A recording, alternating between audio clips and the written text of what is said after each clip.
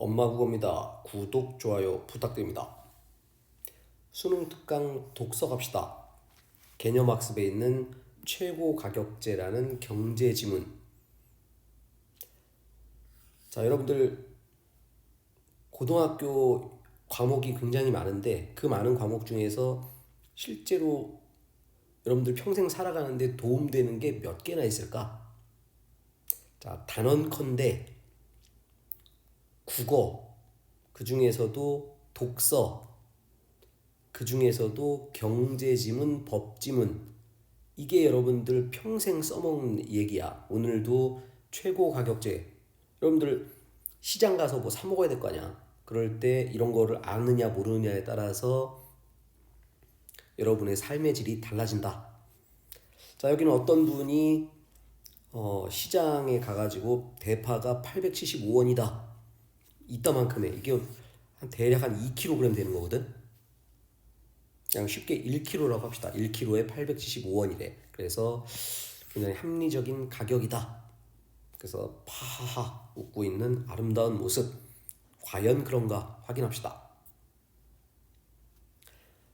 자본주의 경제에서 재화나 서비스의 가격은 수요 공급에 따라 결정된다. 수요가 많으면 가격이 올라가고 공급이 더 많으면 가격이 내려가고. 그러나 때때로 정부가 어떤 특수 목적을 달성하기 위해 직접적으로 재화나 서비스 가격에 개입을 한다. 우리나라의 경우는 아예 헌법에서 정했어. 경제에 관한 규제와 조정을 할 수 있다.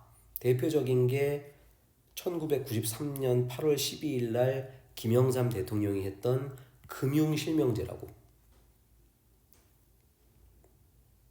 그 전까지만 해도 은행에서 통장 만들 때 그냥 A, B, C 막 이런 식으로 맘대로 만들 수 있었거든. 그런데 이제는 금융실명제, 자기 주민등록번호 있는 사람만 만들어라. 이런 식으로 만든 게 금융실명제.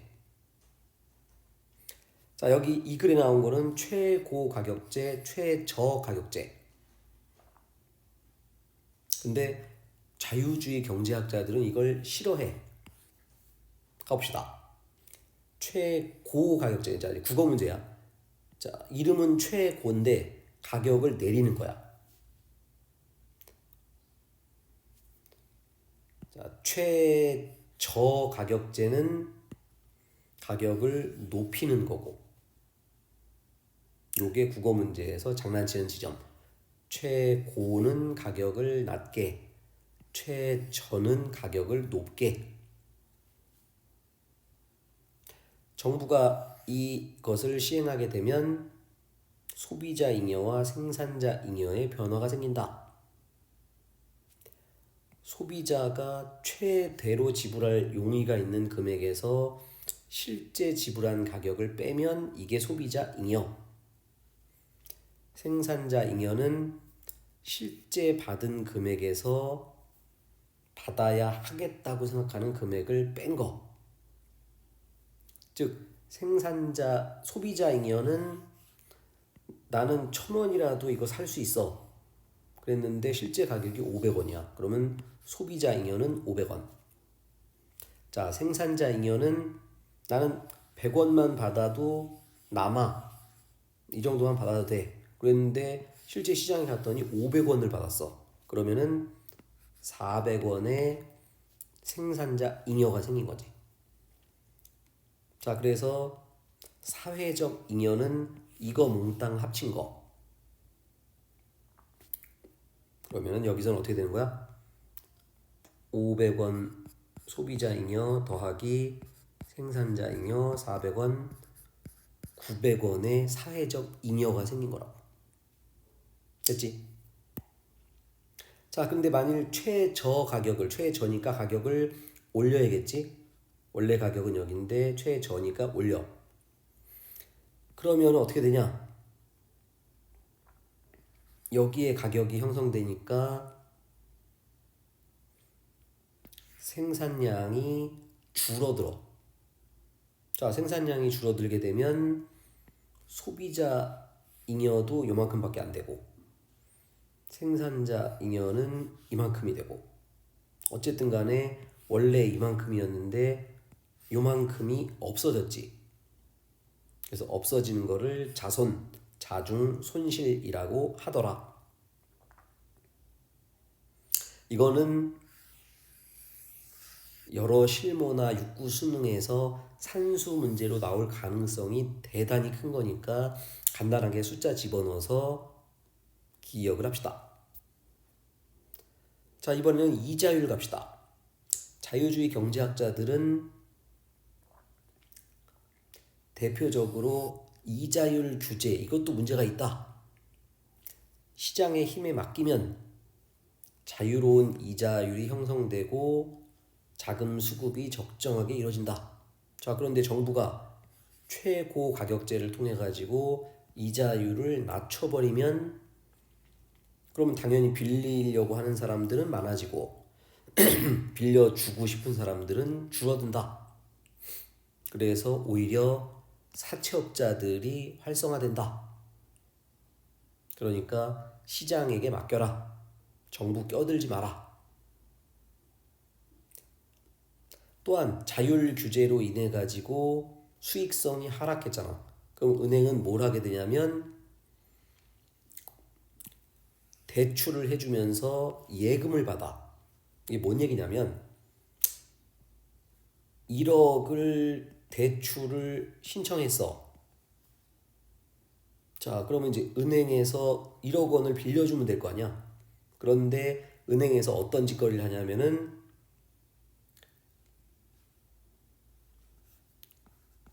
예금을 받아. 예금을 보통 10%를 받아요. 1,000만 원을. 그러면 실제로 대출 받은 사람은 얼마를 받았어?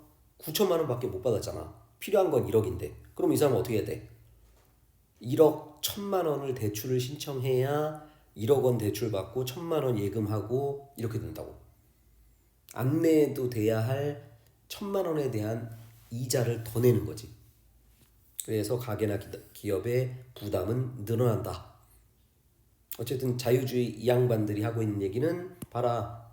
사채업자 늘어나고 꺾기가 이런 걸 꺾기라고 그래. 이거 정부에서 하지 말라고 하는 건데 다 해. 지금도 해.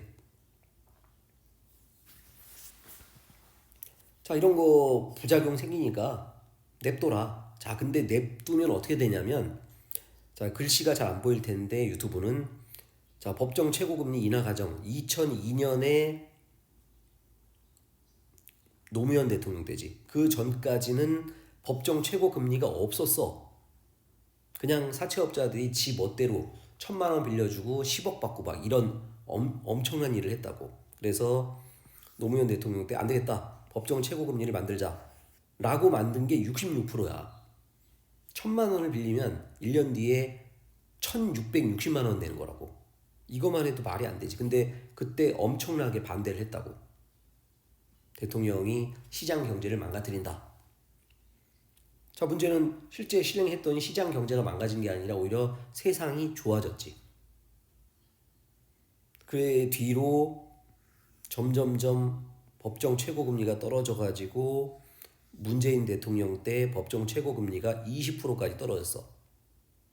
자, 그 결과 어떻게 됐냐? 그 전에 2002년 이전에는 사채업자들 누가 있었냐면은 야쿠자 새끼들이 들어왔다고. 러시앤 캐시, 사나머니 이거 전부 야쿠자 새끼들이라고. 그랬다가 법정 최고금리 만들어지면서 야쿠자 새끼들이 점점점 사라지고 지금은 야쿠자 사채업자들이 거의 사라졌지. 이 지문에서 얘기하는 거는 사실상 자유주의 경제학자들이 비판하는 내용이지만 그러나 실제 경제는 다르다. 자, 방금 전에 한 얘기를 갑시다. 대출금에 대한 수요 공급이 만나는 균형점 E0. 균형 대출금과 균형 이자율은 L0, R0다. 자, 그런데 정부가 이자율에 규제를 가하는 최고니까 뭐겠어? 떨어지는 거지. 이자율이 R1으로 바뀌면 떨어졌으니까 최고가 되는 거라고. 자, 그렇게 되면 문제는 공급이 줄어들어. 수요는 늘어나고, 그래서 초과 수요는 L2에서 L1을 뺀 만큼 발생한다.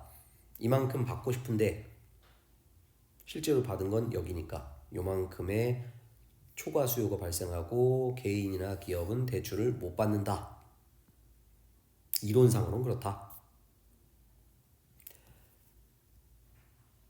자, 저 위에 보면은 3월 22일 금요일 현재 쿠팡 가격이야.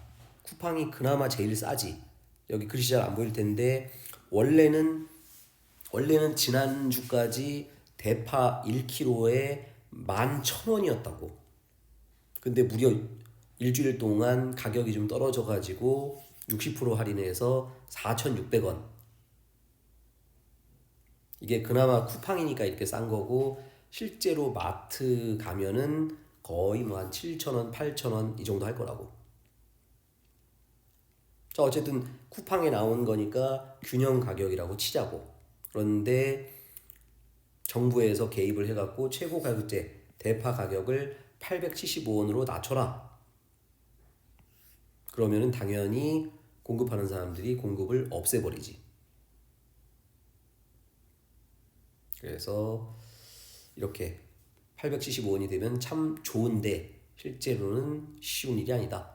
그리고 실제로 할 의지도 없는 것 같고. 자, 아까 나왔던 그 이자율 이거를 그려놓은 거지.